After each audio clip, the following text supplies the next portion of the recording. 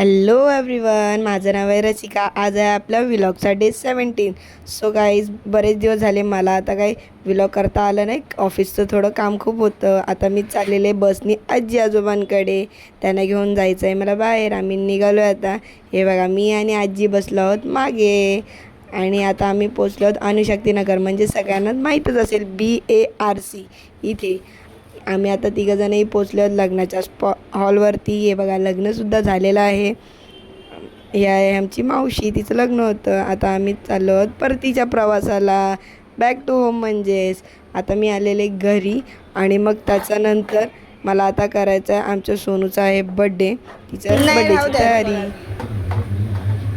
Happy birthday to you, happy birthday to you, happy birthday dear क्वीना.